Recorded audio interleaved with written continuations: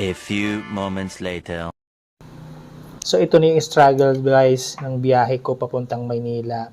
Ang hirap ng biyahe, hindi makadaan ng mga sasakyan. Kaya ang ginawa namin, sumakay na lang sa bangka. Bangkang walang, ano yung tawag nito? Walang panimbang sa kaliwat kanan. Actually, mababaw yan dyan. Ang nakakatawa nga dyan, dahil sumakay kami ng bangka, which is mababaw pa lang yung tubig. Pagdating namin dun sa unahan, which is mas malalim, doon na kami naglakad. Munti nga kaming tumaob dyan. Sa sobrang lakas kasi ng agos ng tubig, ng baha na yan. Kaya hindi nakakayanin ng bangka nang walang alalay. So ito yung sinasabi ko kanina, na kung saan yung mas malalim, doon kami naglakad. Yung mababaw, sumakay kami, Diyos ko Mariosi, pahirap naman. Malakas ang current niya sa ilalim ng tubig na yan. Actually, yung mga bahay dyan, hanggang second floor na inaabot na ang tubig dyan. Iyan, ganun kasaklap. Kaya ang payo ko, kung pupunta kayo ng Maynila, huwag yung isabay na may sama ng panahon or may bagyo. Dahil ito ang aabutin nyo. Doon, after sa tubig, lakad na naman kami yan. Malayo-layo na lalakarin namin yan. Kasi sa unahan doon, mayroon pang mas malalim hanggang kilikili ang tubig baha. So, hindi na kakayanin talaga ng mga sasakyan.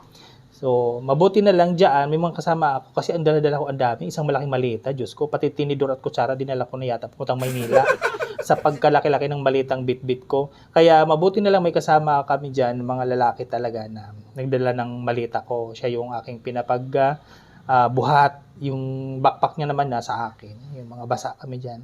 Sa pag-iingat mo, hindi ka mabasa, ay tuluyan ka rin naman talaga nababasa. Dahil nga sa tubig baha na yan.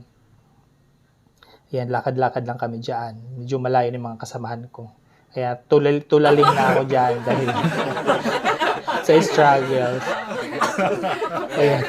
Hindi na may pinta ang mukha ko dyan sa sobrang hirap.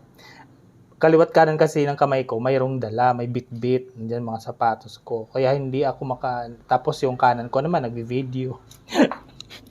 Pagdating doon sa pinakamalalim, dahil hindi ko na kaya mag-video kasi hanggang kilikila na yung tubig baha, di na ako nakapag-video dyan dahil aanin ko pa naman dahil yung bag ko kinakagat ko na nga lang. Ayan, yan yung kasama ko. Yan yung malita kong pagkalaki-laki. Mabuti na lang mabait yung taong yan. Taga Dolores yan. Mabuti na lang mabait yan siya. Siya yung nagkarga. Kasi yung dala naman niya, backpack lang naman. Ilang t-shirt lang naman. Ay yung sa akin, pagkalaki-laki, Diyos ko, ang daming karga niyan. Ayan, mabait yan siya. So ayan, pagka nalampasan na namin yan, itong pinakamalalim na parte ng baha, doon pa lang may sasakyan papuntang Maynila na. Kasi doon nag-aabang yung van namin pa Manila.